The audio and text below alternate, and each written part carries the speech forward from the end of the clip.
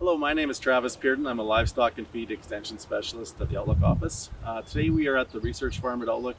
We're at an irrigated site, and what we're looking at here today is a double cropping system that we're working on this summer. So what we did last fall, we seeded fall rye. We have both conventional varieties and hybrid varieties, and they're just at the late flowering stage right now. So we're going to silage those here probably in about another week, and then our intention is to go back in and seed oats, barley, and millet back into those plots where we had the rye. So this is a double cropping system. We're going to take off 2 silage crops within 1 year. We all know that land costs are going up, so we need to maximize the production that we have off of every acre. So this type of system, hopefully will allow us to generate a lot more forage production than our typical 1 crop per year type of system.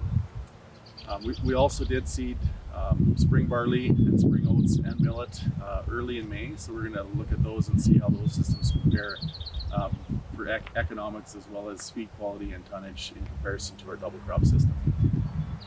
So behind me are the spring seeded crops that were part of this trial. So our millet was fairly unsuccessful at establishing. We seeded this early May. I think the soil temperatures were just too cold for a warm season crop like millet. So that's something to keep in mind when using a crop like millet. Our barley and oats look really good. Both established well. They had good fertility. They were irrigated off the start, and we've had good rainfall here at Outlook, so all these crops are looking good. We're hoping that when we go back in and seed millet after we take off the fall rye, that our soil temperature is obviously going to be a lot warmer, so hopefully we can have more success with that crop as part of this trial. Today I'm going to talk to you about a project that we are doing this summer. So our project is titled Corn Silage Yield Under High Fertility Conditions. So as a group, we were concerned that producers weren't fertilizing corn at a high enough rate in order to maximize yield.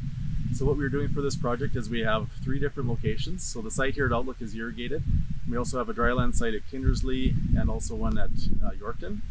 So for this particular site at Outlook here, our producer would typically target a yield of 20 tons per acre of wet silage. So we have part of our field is fertilized for that yield target, and then we also have a test strip that our yield target is 24 tons per acre, and another test strip that our yield target is 28 tons per acre. So for this project, we soil tested and then applied fertilizer according to those yield targets. Throughout the summer, we're going to be doing tissue analysis on this crop to see how the corn is reacting to those different fertility levels. At harvest time, we will take yield measurements. We're also going to look at the forage quality, so we'll take samples for forage quality and see how the different fertility treatments are affecting the nutrient analysis of the forage. And then after harvest, we're going to go back and we are going to take soil samples and we'll check and see how much of the nutrients that we applied were actually used by the corn crop. Hi everyone, we're here on our 3rd stop of the Adopt Tour this afternoon here in Outlook, and my name is Catherine Lang. I'm the Livestock and Feed Extension Specialist at the Agriculture Knowledge Center in Moose Jaw. And this site here that we're at is our 4R fertilizing forages site. So what we're looking at here is using different nitrogen protected products for fertilizer to see if there's a difference in yield or quality of the feed. So how we've set up this trial is we initially went and soil tested to make sure that we were putting on what that soil actually needed and formulated the soil test for 2 bales an acre.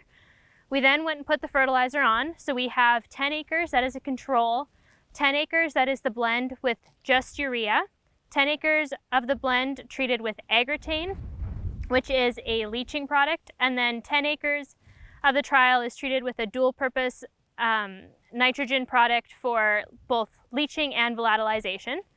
We're then going to let the rain do its thing and the crop to grow this summer. And then once it's ready to be cut, we will cut and bale and measure the distance between the bales as well as the weight of the bales to get a good accurate yield and to see if there's a yield difference, as well as feed testing each of the different treatments to see if there's a difference in quality. And then at the end, we will go ahead and soil test again to see if there's a difference in soil nutrients after the crop has been taken off and if there's anything remaining in the soil. So hopefully we'll have some results that we can share with you all this fall. Thanks for tuning in to this Adopt Update.